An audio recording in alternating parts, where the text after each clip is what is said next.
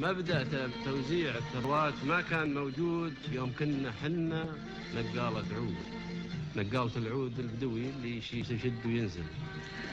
إذا خايل له سحابة شد، وإذا قالوا له الربيع في المكان الفلاني رحل. لكن هالبدوي اللي يشد وينزل نقال العود كانت له عزة نفس، كان له شرف، كان له شهامة. ما راح لحد وقال أنا شريككم في ثروتكم، لا قال أنا شريككم في نهركم، ولا قال أنا شريككم في قطنكم، ولا قال أنا شريككم في حبوبكم، ولا في فاكهتكم، ولا في. ما أحب أني أستعيد كل الآلام والجروح اللي مرت بنا في تلك الأيام، ولكن كان في سؤال مهم يتبادر في ذهن كل إنسان في ذلك الوقت: من هم العرب؟ حنا العرب يا مدعين العروبة، وحنا أهل التوحيد وانتم لها جناب، وحنا شروق المجد وانتم غروبة، وحنا أهل التاريخ وانتم بها غراب. يوم الفقر شلتوا علينا عيوبا، واليوم عقب النفط جيتوا لنا انساب، ويوم الفقر فينا البداوة سبوبة، واليوم صرتوا مثلنا بدو وأعراب.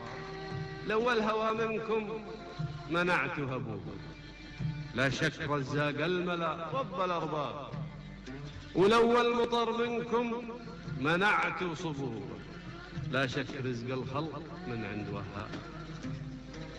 جيش الحسد سقتوا علينا حروبه، كل يبي يزرع على جسمنا ناب، حربا على المحسن تراها عقوبة. يلا عساكم ما تفيدون حراب، يا ما عطينا ما ندور مثوبة، إلا من اللي من ترجاه ما خاب، ويا ما نصرنا صاحب ضيقوبة، عاداتنا نقدم إلى مر ديهاب، ويا ما نصانا من تعثر دروبه، يدخل حمانا من تعذرها الأصحاب. حنا بنينا دارنا من طيوبه، حنا بنينا دارنا من طيوبه، وانتم سلبتوا داركم كل ما طاب. الله سقانا من بحرنا عذوبه، وانهاركم مثل البحر هدر تنساب، وحنا زرعنا الحب برض خصوبة، وانتم زرعتوا كره الأجيال بتراب. وحنا دعينا السلم نوبة ونوبة، وانتم حمام السلم بعتوه بغراب.